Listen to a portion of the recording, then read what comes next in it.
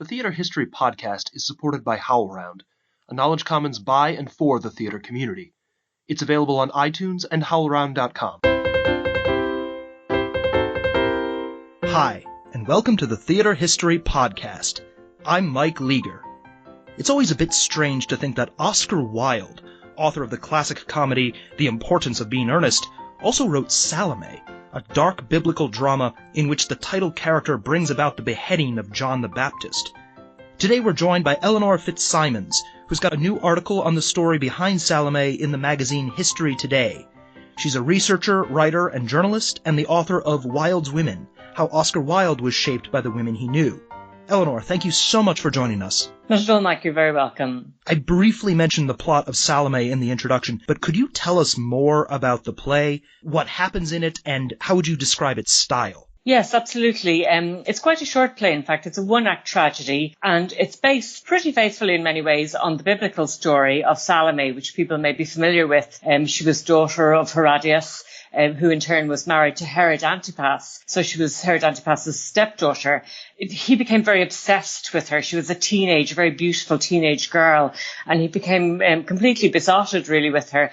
And this all turned on one evening when he decided that he wanted her to dance for him. And she refused. She was really appalled by the suggestion, and she refused. But he kept on begging and pleading with her, and he started to offer rewards and bribes, really, shares in his riches and great wealth and half his kingdom and all of this. And on he went, until eventually he said, well, what is it you want? There must be something. And she said that she would like to have the head of Yochanan, who is John the Baptist, as we would better know him, who was being held prisoner at the time in the palace. She'd like his head to be delivered to her on a silver platter. She had become in turn obsessed with Yochanan the prophet because he seemed completely impervious to her charms, which was very unusual for a man in her experience. So she dances for Herod, and he's appalled by her request, but he complies. He has Yochanan executed, and the head is brought to her. And when she begins to really sort of slave over it and dance with it and behave very strangely, he's so aghast and appalled by her behaviour, Herod is, that he has her killed, in fact. So it's a tragedy, and it's very dramatic. Okay, so this is a world away from The Importance of Being Earnest. If you don't mind my asking, where the hell did this come from? I know, it's quite extraordinary, really, isn't it, when you look at it in the context of the comedies, of the plays that we would know best. But in fact, if you go back to Wilde's earlier plays, and this was the fourth play he wrote, and only one of those four, in fact, was something that we'd recognise as a society comedy, that was Lady Windermere's Fan. But his first two plays were much more similar, in fact, to Salomè. So you have Vera, which is all about the nihilist movement in Russia, and this very tragic woman who's a nihilist freedom fighter in a sense. So there are similarities there to Salomè. And then his second play was a period piece also, and that was The Duchess of Padme. And again, it's very violent.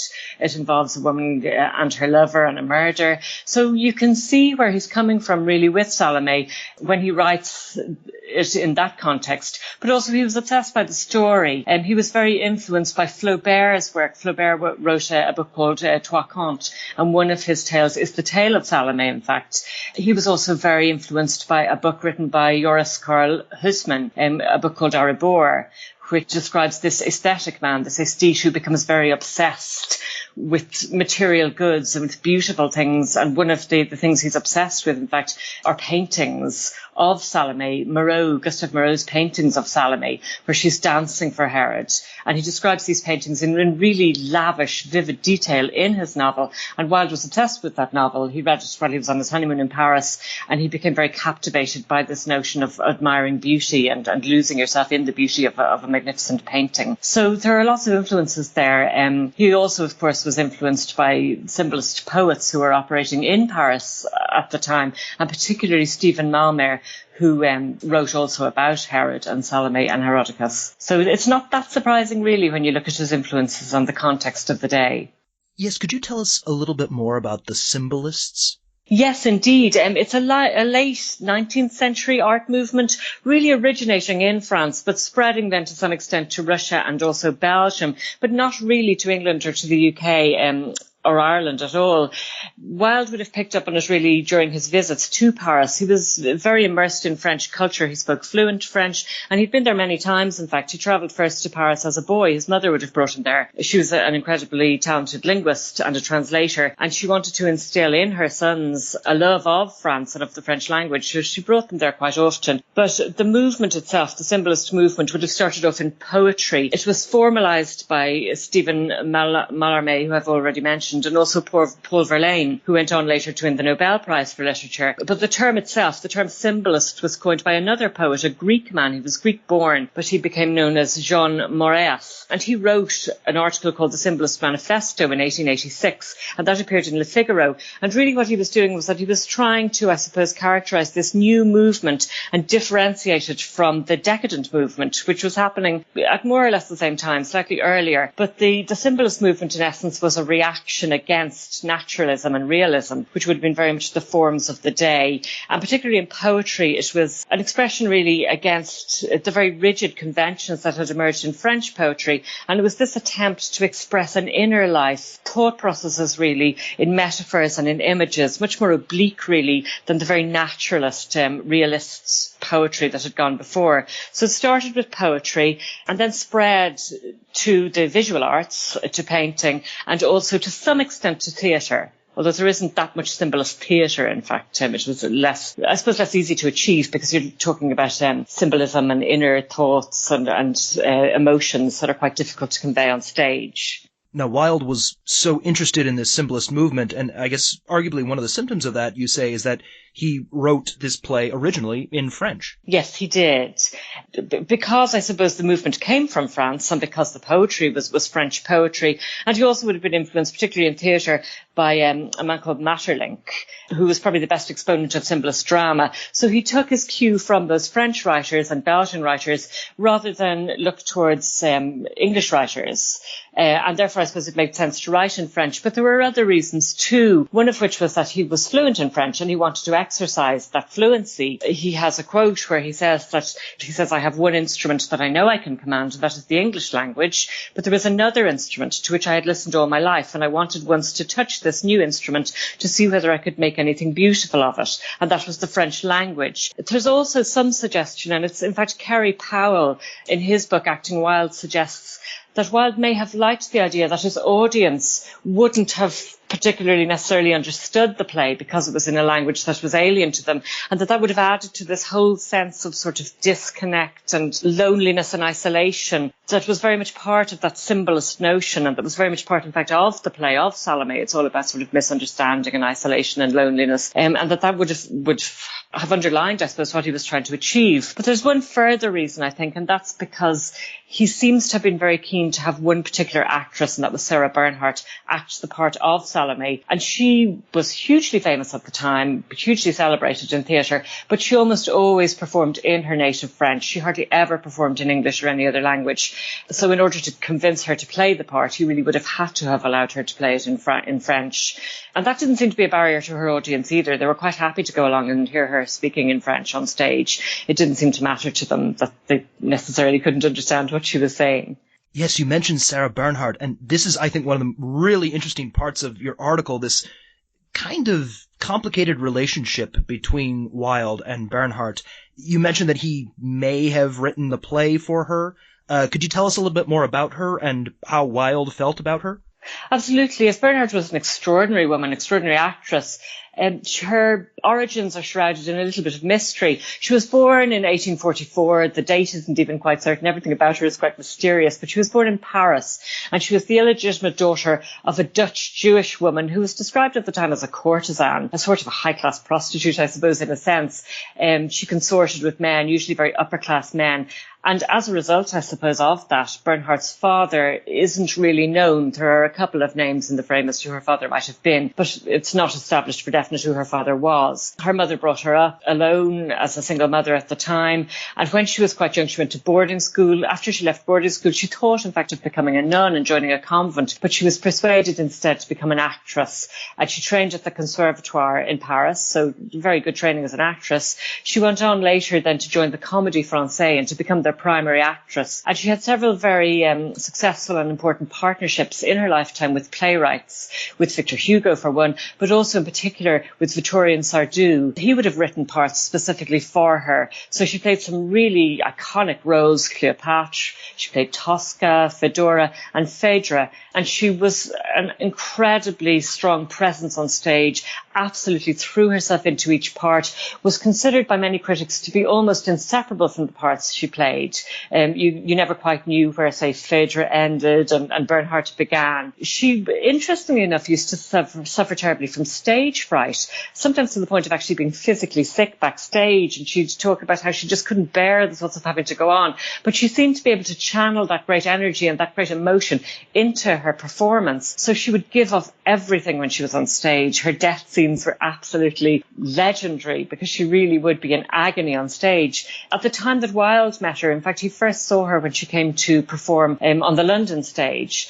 And he met her off the boat when she arrived in Folkestone. He came with flowers, he spread them at her feet, and he went to see her and wrote a sonnet based on her performance as Phaedra. So he was really captivated by her. And as he often did, in fact, and he did this with other actresses too, he did it with Ellen Terry, he made a point of getting to know her, of introducing himself to her and of becoming her friend. And in fact, they did become quite good friends after a time. And he also would have been very conscious of the fact that she was so enormously famous that it would have done him great service, in fact, to be associated with her. He was very good at doing that, at attaching himself to very often very famous women and to benefiting as a result from the publicity. What was Salomè supposed to look like on the stage? Well, she was young. She was supposed to look teenage, I suppose, because that was the character's age. But also, it was very important how she moved and how she spoke, because symbolist drama was really much more than just the straightforward delivery of dialogue. It was all very visual. So you had to have a lot of colour and movement and sound. And that's why the dance, Salomè's dance, becomes very key to the whole play. It really was the centrepiece of the play, because that would incorporate a lot of these symbolist elements. You have music, you have dancing, you have colour, you have incantation in her words and how she delivers them. And in fact, at one stage, Wilde thought of really doing everything he could to underline her performance by even bringing scents into the theatre, where he would burn braziers of perfumes while she was dancing, so that you would get this wonderful immersive sense of having the smell as well as the sound and the music and the colour and the lighting. Lighting was hugely important to him as well. It's no coincidence, in fact, that the moon is referenced a lot in the play, because he spent an enormous amount of time looking at his lighting. You would have had a spotlight on Bernhardt as she danced the part of Salomè. The moon is referred to all the time, so the lighting would have been very important in the theatre. And I think that very much underlines how much he was harking back to symbolist traditions, this very immersive theatre of sound and vision and colour and movement and even scent and smell. Now, this play, Salomè, went into, I believe, rehearsals. Is that correct? That's right. In 1892, it had a series of rehearsals on the London stage with a view to being staged very shortly afterwards. Now, by then, Oscar Wilde had met Bernhardt at a party, had really bumped into her at a party that was thrown by Henry Irving, who was the actor-manager at the Lyceum Theatre in London. And he had asked her, would she play the part? And she had agreed. She had said yes, which caused him to write a letter to Pierre Loy saying, Sarah va jouer Salomè. He was absolutely thrilled by this. So it certainly seemed to indicate that the part was always intended for her, in a sense that he couldn't have staged the play without her.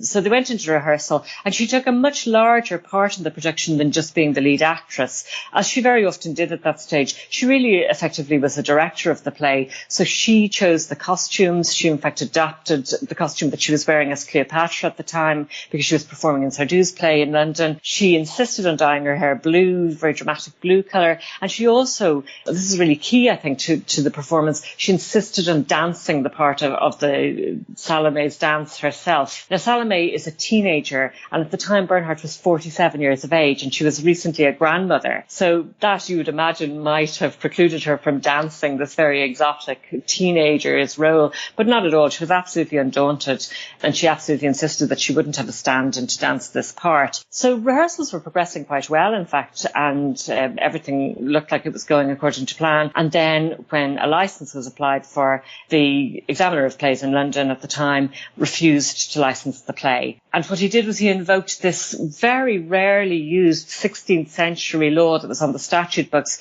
that said that biblical figures couldn't be represented on the London stage. And this just absolutely couldn't be done. It was blasphemous. But that was hardly ever observed, that rule. I mean, there were plenty of representations of biblical figures on the London stage, but he decided to invoke it. Unfortunately, he was within his rights and he could do so. And as a result, the play was not licensed and was never performed in London, certainly in Wilde's lifetime, and not, in fact, for many decades afterwards. Now, how did it eventually reach the stage, and what was the reaction? Yes, that's quite an interesting story as well. In fact, after it was refused its license, Wilde was absolutely incensed with rage. He really took this very personally, and he went to the papers and he said that this was an affront, that it showed how conservative English audiences and theatre managers were, and that he thought of becoming a French citizen, that he would take his play and he would stage it in Paris instead. It would have its premiere there, that Bernhardt would play the role as intended, and that everything would be enormously successful and wonderful. And that was certainly his intention. But shortly afterwards then, as we probably all know, he was arrested and he was tried and he was imprisoned for gross indecency. So while he was in prison, he asked a friend of his to approach Bernhardt and to offer her the rights to the play for £400 sterling, with the view that she would then stage it. And obviously she was very familiar with it, very familiar with the direction, as well as just playing the part. That was his hope. And when she was approached by this friend backstage at a play that she was in at the time, she was terribly sympathetic, and she cried and she wept, and she talked about what a wonderful friend Wilde was and how she would do everything in her power to help him out and to do what she could. But being very evasive, as was her nature, she just didn't get involved. She never bought the rights, and she never staged it, and she never played the part. And probably that had something to do with the fact that she needed to preserve herself, I suppose, and her own reputation. And anybody and anything that was associated with Wilde at the time was likely to suffer. Several writers, particularly women writers, in fact, who were associated with him and with his movement, suffered as a result and weren't published. So she might have had justifiable fear that had she become very closely associated with his work, she too would have suffered. She'd suffered in the past, in fact. From time to time, French audiences and the French newspapers used to really take against her. They'd question her loyalty to France. They'd even question her birthright and her French nationalist credentials. So she probably was quite wise in keeping her distance. So she never took the play on. That never happened. But what did happen was that a man called Aurélien Linguipeau, who was the manager and also lead actor in a very experimental theatre in Paris called the Théâtre du Louvre, and he was very involved with the symbolist movement, very supportive of it. He came to London. He would have been very sympathetic towards Wilde, and he would have known about Salomè and been very intimately aware of the play, of its content, of its symbolist origins, and of what had happened to prevent it being staged. But he was absolutely shocked when he got there, because he discovered that a lot of Wilde's friends and supporters of the past had really melted away. Again, this idea of, I suppose, preserving themselves and their reputations. They disappeared, they were wringing their hands, they were terribly upset, but they weren't doing anything very practical about getting his work out there. So he said that as an actor of solidarity, I suppose, he would take the play and he would stage it in Paris. He couldn't stage it in London because it was not licensed, but he'd stage it in Paris. So he did that, and he played the part of Herod himself. In fact, it was performed on the 11th of February in 1896. Wilde was in prison at the time, so he never saw his own play, which is the only play of his, in fact, that he didn't see himself, and it's such a tragedy. But Linguipeau performed it, and he hired a woman called Lina Mutte, and she was a trained dancer, and she played the part of Salomè. So there were just a couple of performances, very small audiences, very muted response, really. It wouldn't be widely publicised because it was very controversial. And there was even some question mark over the legality of staging it and profiting from it in Paris, even though that was outside the jurisdiction of London. So all very quiet and all very hush-hush. But at the same time, some of the papers did pick up on it. There were a couple of critics there on the night. And it received muted praise in French newspapers. Particularly singled out, in fact, was Mutte for her performance as Salomè. And her performance was described as being very passionate, but also as being very similar to how Bernhardt would have been perceived as playing the part. The way she intoned the part, the sort of incantation, which is very much, in fact, a symbolist trope as well.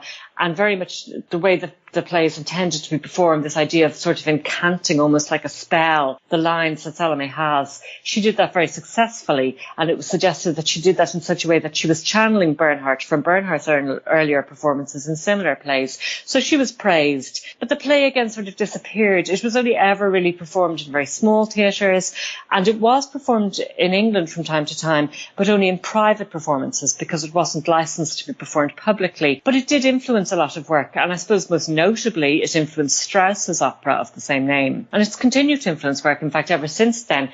Probably the most recent, most celebrated example of that is Al Pacino's work on the play, where he made a film version, and he also explored in a documentary the whole story of Salomè and the story of Wilde's life. So it's very resonant, really, even though at the time of its writing and its inception, it really didn't have much of an airing. We'll post a link to Eleanor's article in History Today in our show notes. And just to warn you, it is behind a paywall. We'll also post additional material related to Wilde, Salomè, and Sarah Bernhardt.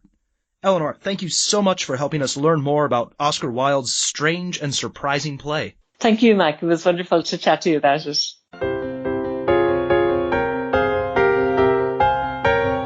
If you'd like to continue today's conversation, please visit howlround.com and follow HowlRound and @TheaterHistory on Twitter and Facebook. You can also visit our website at theaterhistorypodcast.net, where you can find links to all of our episodes. Big thank you to the staff at HowlRound who make this show possible. Our theme music is The Black Crook Gallop, which comes to us courtesy of the New York Public Library's Libretto Project and Adam Roberts. Thanks as well to Tip Kress, who designed our logo. And finally, thank you for listening.